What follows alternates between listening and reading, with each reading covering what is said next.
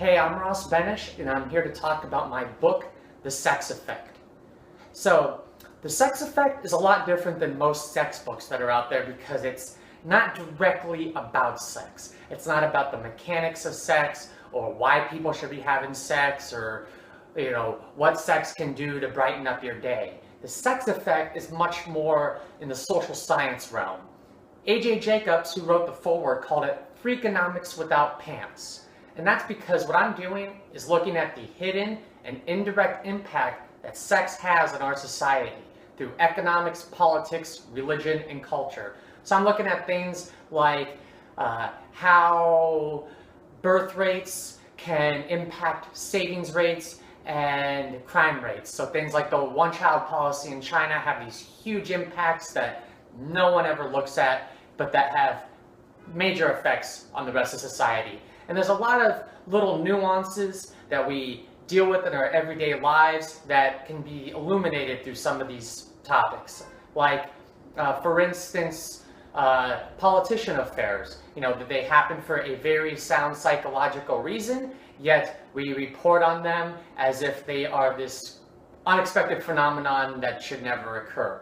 Other surprising things that we touch upon are the history of monogamy, which gets into why there's so much tension in modern relationships, even though the condition that we are all modeled toward right now is based upon past political rulings from Greco-Roman leaders. We're also going to look at the reason why there are so many gay men in the priesthood and how the military in the United States of America unwittingly brought more visibility and connectedness to the gay community than any other organization in the country.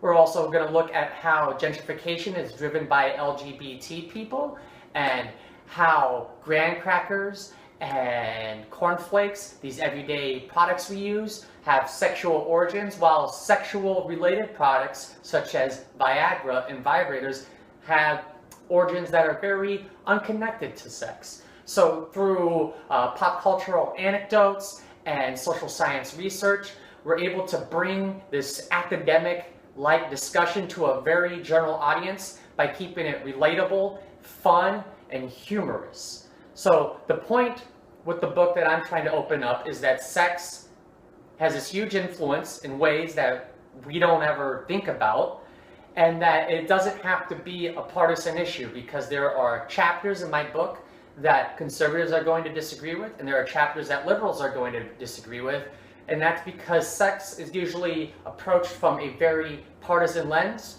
But what we're trying to do here is not make any broad sweeping conclusions or tell people how they're supposed to live or where they should be having sex or anything related to morality. What I'm looking at is, this is what's happening, here's why it's happening, and let's just have a conversation about what's going on, even though it might make us a little uncomfortable.